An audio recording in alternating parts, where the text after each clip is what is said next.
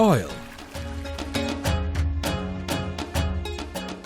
A resource that has brought great benefits but sometimes great misery in various parts of the world. The question of oil in Kenya did not come up until the 1970s, when exploration began in coastal Kenya. This was ground zero on Pate Island.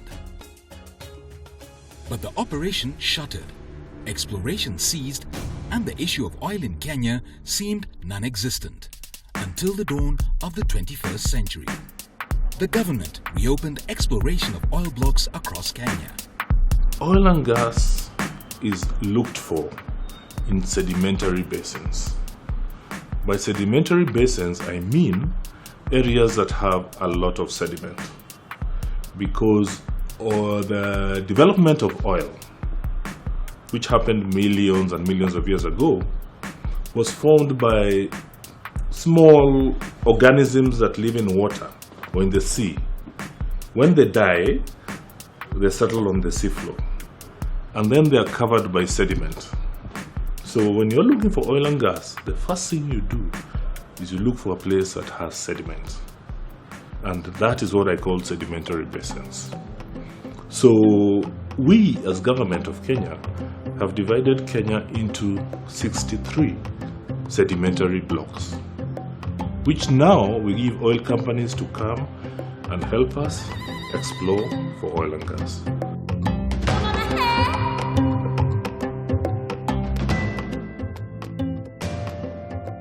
In response to these developments, the Kenya Oil and Gas Working Group was formed in 2009 as one of the key institutions established under the Oil for Development project by WWF to provide a platform for constructive stakeholder and community engagement, knowledge management, contributing to good governance and sustainable development in Kenya's emergent oil and gas sector. It has entered into formal and non-formal relationship with various stakeholders, including but not limited to partners and donors, government, community groups, private sector, and other civil society organizations, CSOs. This was pertinent as key habitats and migratory corridors could be threatened, as particularly seen in areas where oil piloting had already taken place. On 3rd June 2018, the country's ambition to become one of the global oil producers was boosted after the flagging off transportation of the first 600 barrels of crude oil. The flagging off of the trucks for the Early Oil Pilot Scheme, EOPS, has been symbolic, as it's expected to trigger the onset of developments which will require petroleum sector reforms necessary to help manage environmental and social impacts. Despite the apparent economic advantage that comes with EOPS success, it is envisaged that the program might pose environmental and social risk along the 1,114-kilometer road traversed from Turkana to Mombasa. Exploration and extraction got off to a bit of a rocky start in northern Kenya's Turkana County, famed as the cradle of mankind. John Baraka, a son of the Turkana region, was distressed by what was going on with his people and began advocating for his community, having recognized a large information gap thanks to the various engagements with the KOGWG. Tulianza mambo ya advocacy mwaka wa 2016 kwa vile hawa watu ambao wanaishi hapa hii eneo ambayo mafuta inapatikana ni jamii ambayo inafanya mambo ya mifugo. Kwa hivyo mambo ya mafuta hawajui kabisa. Hii ndio sababu kabisa ilifanya sisi tukakaa chini tukasema lazima tuwasaidie watu wetu. Tuliweza kupata elimu, tuliweza kupelekwa Nairobi, tukafunzwa mambo ya mazingira, mambo ya uzuri ya mafuta, ubaya mafuta, tukaanza kuwafunza watu wetu. Kuna aina tofauti ya ku approach audience, lakini huwezi ukafikia wote mara moja. Tukasema wacha tufungue Facebook. Sio lazima wenye wanaishi kwa mafuta ndio tunawafikia, tunafikia hata wale wengine. Penye mafuta inapatikana na penye sisi tunaishi hapa Lokchari ni mbali. Kufika kwa site ilikuwa ni challenge kubwa kwangu. Saa zingine unadandia bodaboda, saa zingine unaingia kwa buti ya gari bora ikufikishe. Jambo ambalo inanifurahisha ni kwamba jamii wameanza kuona umuhimu wangu. With knowledge lies power, and John believes the support they receive in their community organization will help them peacefully and gainfully navigate the choppy path of oil exploration. Meanwhile, across Kenya, right back where it all began in the 1970s, exploration had picked up once again. Long renowned for its stunning coastal beauty, Pate Island, which neighbors the World Heritage Site Lamu Island, had been opened up for gas exploration. The community, having seen what had happened in northern Kenya, were concerned about how exploration would impact their fragile environment, especially having already experienced the impact of large infrastructure projects around them, that is, the Lamu Port South Sudan-Ethiopia Transport Corridor, LAPSET. In the case of Pate Island, they were already in groups and used existing arrangements to unite and advance their interests during gas exploration.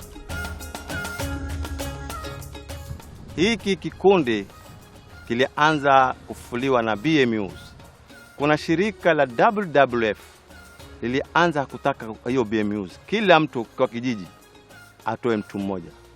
Walitufundisha mambo ya waste management. Walitufundisha oil and gas ni nini. Wakatuelezea faida yake na hasara yake. Tujue tutafanya nini wakiwa wanafukua. With Pate Oil and Gas having engaged with Zarara, the community is looking forward to better things ahead. Kulalajia watoto wetu watakuwa na maisha hali ya juu. Tumefaidika kwa kuhusiana barabara kwa sababu ulikuwa mwanzo ukipanda pikipiki ukianguka, lakini sasa hii tunamshukuru Mungu tumeona kujambo na tuna matumaini ya kwamba tutafaidika. Wakifaulu tuna mambo mengi ambayo tunatarajia. Skuli, miradi mingine tutafanyia wakifaulu miradi yao. These oil and gas working groups are enabling communities engage effectively with government and oil companies, even from the exploration stage. This is exemplified by a youth-led Nyakach oil and gas working group in Kisumu County, at the edge of Lake Victoria.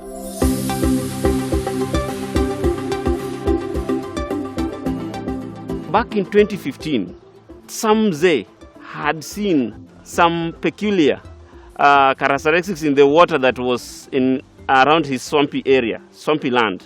We did not know what was to take place. Later we were told that the story of oil in Nyakach is starting.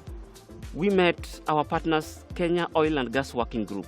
We underwent a lot of trainings with them to understand deeper what is it and what is behind the story of oil and gas in our area. Nyakach Oil and Gas Group has been able to effectively sensitize the community on issues such as the environmental impact of oil and gas exploration, and the community members are very responsive and are fully engaged. Now, yes, we are happy because it will bring development. If they come, they will build schools for us, they will build hospitals, they will build so many things. So we are happy it will help the area. The interventions by the KOGWG have begun to bear fruits in a sector that is very new to Kenya. Their work is anchored in the 2010 Constitution of Kenya, which recognizes transparency and accountability as national values and principles of governance. Article 62, Chapter 1F of the Constitution of Kenya identifies minerals and mineral oils as the property of the people of Kenya, held in trust for them by the national government. The people of Kenya have a constitutional right to know how the government is administering their property. So what we've been doing pretty much, it's revolved around advocacy work. This is building the capacity of grassroots communities to engage with duty bearers as rights holders, including government and private sector, and also policy influence among trying to have more media engagement in highlighting oil and gas issues in Kenya. Once you create a neutral platform where all the stakeholders are on board, then it's sort of one manages expectations for the communities who pretty much do not even understand what some of these, what some of these projects are all about. And two, they are able to also sort of participate and know what their role is when it comes to oil and gas. Through the OFD program, KOGWG has also seen increased media engagement through national print, radio and visual media. This has promoted the level of understanding of the petroleum sector from a CSO and community perspective, while at the same time capturing the attention of the decision makers both at national and county levels. The CSOs are so far registering good wins for their communities. Due to their advocacy work, CSO's comments were considered in the NEMA license to Zarara Oil Company and Waste Transfer Handling Facility. An improvement order was also given by NEMA to a waste company in Turkana as a result of complaints by the Turkana Advocacy Group and other CSOs from the region. Civil society organizations have successfully advocated for disclosure of government spending in host communities and how revenue from the oil and gas industry will be spent at national level. Through the community and local government, WWF-Kenya worked with Lamu County to formulate policy on using revenue from oil and gas exploration to finance renewable energy at least cost, while protecting their environment. If in this spirit, communities, local and national governments move with one vision and purpose, Kenya can potentially escape the dreaded oil curse and exploit oil as a trigger for development. As we are more concerned about institutional cooperation, and I think OFD for WWF is providing funding for civil society activities.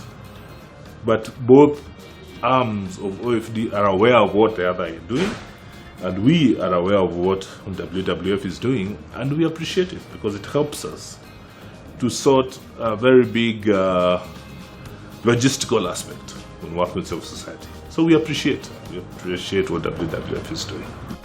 With proper adherence to the principles of oil for development, communities can live their lives fully engaged and empowered, in harmony with nature while sustainably enjoying its resources. And above all, sure of a brighter, better future for them and the generations to come.